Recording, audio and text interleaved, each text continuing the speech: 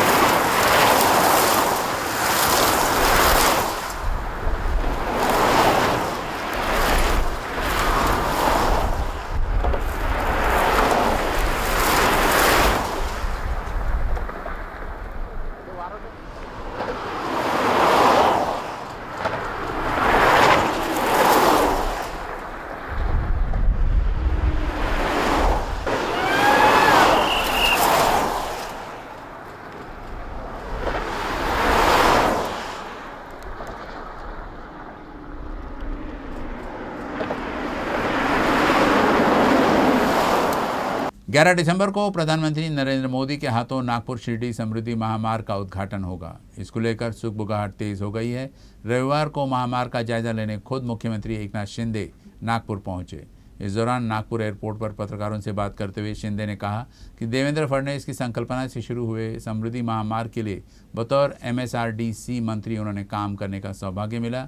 साथ ही उन्होंने कहा कि मुख्यमंत्री बनने की वजह से काम करने और इसके उद्घाटन का अवसर मिलने पर वो और फडणवीस दोनों भाग्यवान हैं। मला खूप आनंद आहे, समाधान आहे की अतिशय मोठ्या अशा या राज्यातल्या देशातल्या गेम चेंजर प्रकल्पावर या ठिकाणी आम्ही काम केलं आहे। खरं म्हणजे तत्कालीन मुख्यमंत्री देवेंद्र फडणवीसजी यांच्या संकल्पनेतून या महामार्गाची सुरुवात झाली आणि मी भाग्यवान आहे की त्यावेळेस मी MSRDCचा मंत्री होतो आणि मला ती जबाबदारी मिळाली आणि काम सुरू झालं आणि त्याचं लोकार्पण म्हणजे उद्घाटनाला देखील मला संधी मिळते आणि त्यामुळे मी आणि देवेंद्रजी आम्ही दोघंही भाग्यवान आहोत।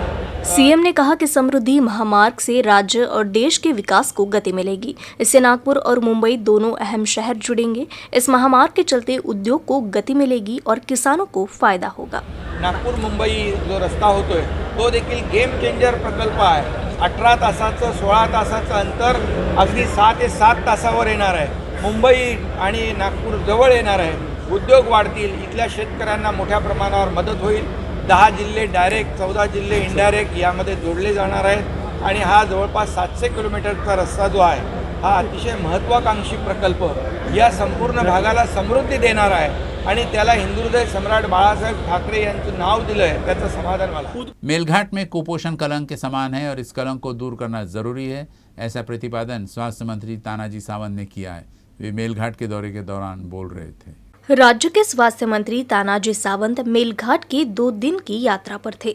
इस बीच उन्होंने मेलघाट के कई स्वास्थ्य केंद्रों का दौरा किया।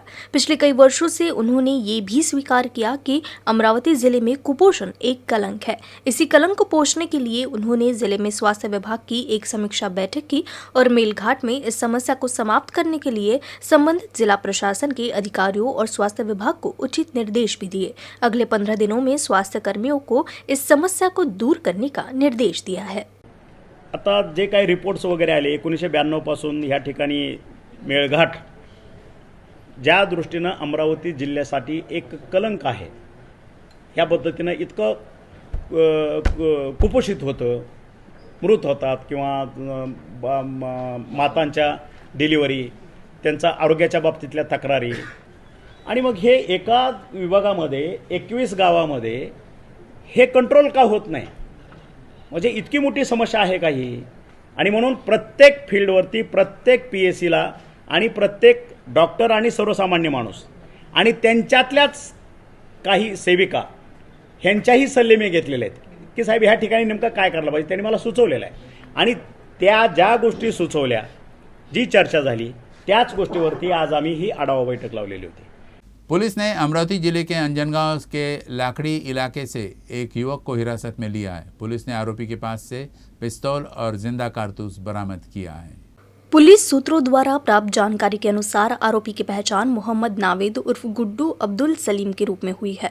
आरोपी ने बेचने के लिए मध्य प्रदेश से पिस्तौल लाया था, जिसकी सूचना मिलते ही अंजनगांव पुलिस ने तुरंत मोहम्मद नावेद उर्फ गुड्डू अब्दुल सलीम के घर की तलाशी ली और उसके घर से हथियार बरामद किए.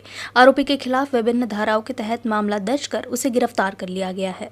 अंजनगाव पोलीस स्टेशनला बातमीदारामार्फत खबर मिळाली की लखाडे येथील मोहम्मद नवेद उर्फ गुड्डू हा व्यक्ती MP मधून गावठी पिस्टल आणतो व इकडे विक्री करतो आणि सदरच्या पिस्टल त्यांनी त्याच्या घरी ठेवलेले आहेत अशी खबर मिळाल्यानंतर अंजनगाव पोलीस निरीक्षक वानकडे साहेब व त्यांची टीम यांनी रात्री त्याच्या घराचा सर्च घेतला.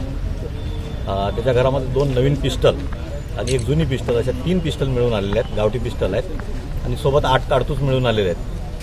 रात्री सदरची कारवाई, धडक कारवाई अंजनगाव पोलिसांनी केलेली आहे आणि त्याच्यामध्ये रीतसर गुन्हा दाखल केलेला आहे आणि आरोपी अटक केलेला आहे.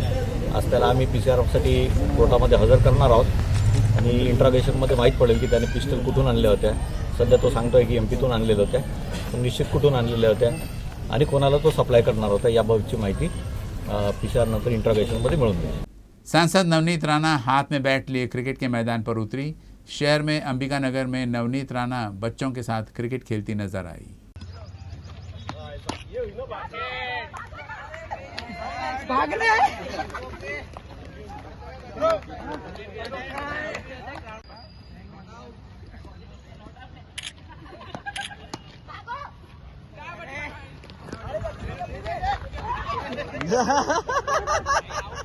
चलो लो लास्ट फोटो एक फोटो ले जब तक मैं हूँ तब तक नो विकेट.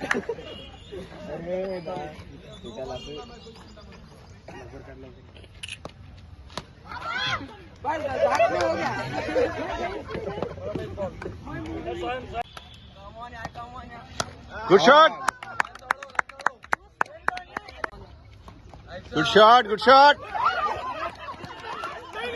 ब्रेक के बाद आपका फिर स्वागत है. बुल्ढाना जिले के खामगांव में फर्जी आधार कार्ड बनाकर जमीन बेचने का मामला सामने आया है. जमीन के असली मालिक को इस बात की भनक लगते ही यह पूरा मामला प्रकाश में आया. खामगांव के तलाठी राजेश चोपड़े का जमीन घोटाला मामला अभी ताज़ा ही था कि खामगांव में फर्जी मालिक खड़े कर प्लॉट बिक्री का मामला सामने आने से बुल्ढाना जिले में हड़कंप मच गया है, जिसके बाद फिर एक बार यह साबित हो गया है कि भूमाफियाओं का रैकेट खामगांव में सक्रिय है. जानकारी के मुताबिक प्लॉट के मूल मालिक मलकापुर के प्रभाकर दुमाजी वराडे है. वराडे का फर्जी आधार कार्ड बनवा कर भूमाफियाओं ने ये प्लॉट एक महिला को बेच दिया. तलाठी द्वारा मूल मालिक को इस बात का पता चलते ही पुलिस में शिकायत दर्ज की गई. जिस जमीन पर पिछले कई सालों से किसी ने दावा नहीं किया है, भूमाफिया उसकी तलाश कर फर्जी मालिक खड़ा कर फर्जी दस्तावेज तैयार कर रहे हैं. इन जमीनों को आम लोगों को बेचने का रैकेट सक्रिय होता जा रहा है. इसलिए यदि इस पूरे मामले की उच्च स्तर से जांच कराई जाए तो बड़े घोटालों पर से पर्दा हटने की संभावना से इनकार नहीं किया जा सकता. डॉक्युमेंट नोंदणीसाठी आला. कबुली जबाब घेऊन दस्ताची नोंदणी पूर्ण करून स्कॅन करून पक्षकाराला डॉक्युमेंट परत करण्यात आला.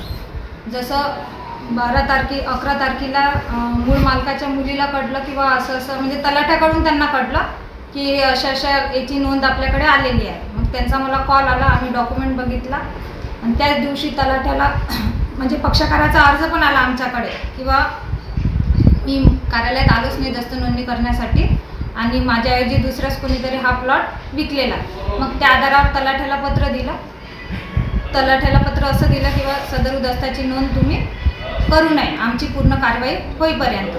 त्या आधारावर त्या डॉक्युमेंटची नोंद थांबली.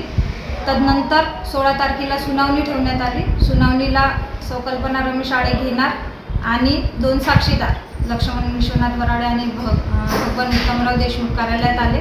त्यांचा आपशी समझोता झाला. तो वराडे जो साक्षीदार आहे तो त्या बाईला पैसे द्यायला तयार झाला. मग त्याच्यामुळे त्यांनी आणि त्या बाईची फसवणूक झाल्यामुळे ती बाई म्हणे मला मी मूळ मालकाला याचं खरेदी खत रद्द करून द्यायला तयार आहे. राज्य में इन दिनों ग्राम पंचायत चुनाव की तैयारियां जोरों से चल रही है. इस बीच बुल्ढाना जिले के जलगांव जामोद तहसील अंतर्गत आने वाले मड़ाखेड़ ग्राम पंचायत में सरपंच सहित सभी सदस्य पदों पर महिलाओं को नामांकित किया गया है, वह भी बिना किसी विरोध के. गाँव वासियों के इस अनोखे निर्णय से सर्वस्तर से उनकी सराहना हो रही है. महिलाओं को स्थानीय निकाय संस्थाओं में पहले जैसा स्थान प्राप्त हो, इसलिए 50% आरक्षण दिया गया है. ऐसे में जलगांव जामोद तहसील अंतर्गत आने वाले मड़ाखेड़ ग्राम पंचायत ने एक कदम आगे बढ़ाते हुए ग्राम पंचायत में 100% महिलाओं को नामांकित कर एक अलग आदर्श निर्माण किया है. अब इस ग्राम पंचायत पर संपूर्ण महिला राज होगा. सरपंच, उप सरपंच के साथ ही ग्राम पंचायत के सभी 9 पदों पर महिलाएं निर्विरोध चुनी गई है. खास बात तो ये है कि ये सभी महिलाएं अलग अलग जातियों की है और अलग अलग पार्टियों की भी. ग्राम पंचायत चुनाव को लेकर ग्रामीण राजनीति में हलचल मचने की कई उदाहरण हमने देखे, लेकिन मड़ाखेड़ वासियों ने दिखा दिया कि जब पूरा गांव एक साथ आता है तो एक अलग ही तस्वीर उभर कर सामने आती है. अब गांव की बागडोर इन्हीं महिलाओं के हाथों में आने वाली है. सरपंच, ग्राम पंचायत सदस्य के पदों पर निर्विरोध चुने जाने के बाद इन महिलाओं से ग्रामीणों की उम्मीदें बढ़ गई है और जल्द से जल्द गाँव का विकास हो, ऐसी उम्मीद ग्रामीणों ने जताई है. मी मडाखेड बुद्रुक येथील नवनिर्वाचित महिला सरपंच आणि महिला सदस्यांचे मनापासून अभिनंदन करते. तसेच गावकऱ्यांचेही मनापासून आभार मानते. त्यांनी गावातली निवडणूक न होऊ देता अविरोध निवडणूक घेण्याचा निर्णय घेतला. हा खूप प्रेरणादायी निर्णय आहे आणि त्यातही त्यांनी सर्व महिलांना संधी दिली. ही खूप अभिमानाची गोष्ट आहे आणि ह्या संधीचं सोनं निश्चितच महिला सरपंच आणि सदस्य करतील यात शंकाच नाही.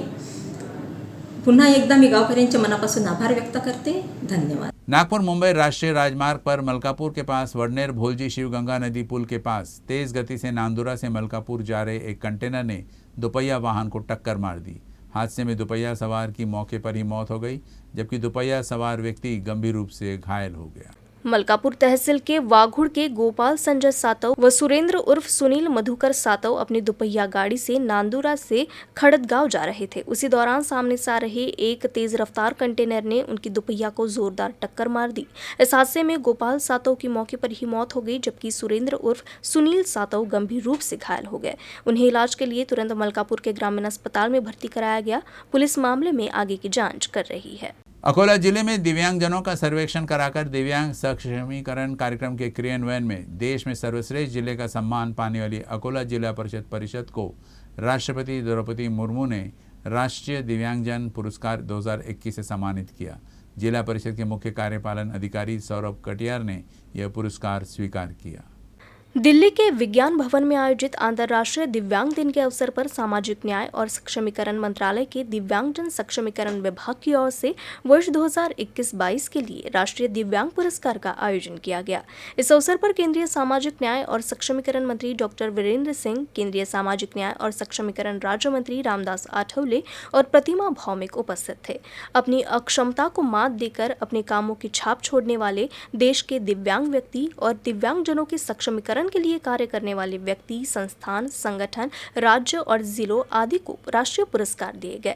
अकोला जिला परिषद के स्वास्थ्य विभाग और समाज कल्याण विभाग की मदद से जिले में दिव्यांग व्यक्तियों का सर्वेक्षण सफलतापूर्वक किया गया और इस सर्वेक्षण के कारण ही दिव्यांगों को केंद्र और राज्य सरकार की विभिन्न कल्याणकारी योजनाओं का लाभ मिल रहा है. I am Saurabh Katiar, currently posted as CO Zilla Parishad in Akola.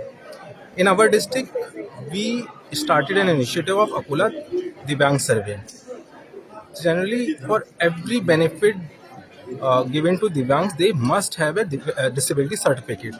But it is seen on the ground that the Divyangs which are aware and who live in urban areas mostly have the certificate also, and because of that they get all the benefits. But Divyangs who are in rural area, they neither have the certificate nor they are aware about it. And because of lack of certificate, they can't avail any of the benefits. So we decided to conduct an holistic Divyang survey in Akola. Its objective were twofold. First was to identify every Divyang and to give them disability certificate and UD ID card. The second was to collect their socio-economic data, and based on their needs and requirements, benefits will be given to them as per the data. Buldhana जिले के नांदुरा तहसील में एक दुर्लभ गिरगिट देखने को मिला। इस गिरगिट को देखने के लिए नागरिकों की भीड़ उमड़ रही है। बुल्ढाना जिले के नंदुरा परिसर के तेलीपुरा इलाके में नदी किनारे एक घर के पास यह दुर्लभ गिरगिट मिला है, जिसे देखने के लिए नागरिकों की खासी भीड़ उमड़ रही है। स्वयं सेवक सर्पमित्र और पशु प्रेमी श्री कृष्ण नालट के अनुसार ये गिरगिट बहुत दुर्लभ है और आमतौर पर जंगल में ऐसे दुर्लभ गिरगिट देखने को नहीं मिलते हैं। विलास निम्बालकर, श्री कृष्ण नालाट, सचिन पुंडे की मदद से इस दुर्लभ गिरगिट को उसके प्राकृतिक आवास में छोड़ दिया गया।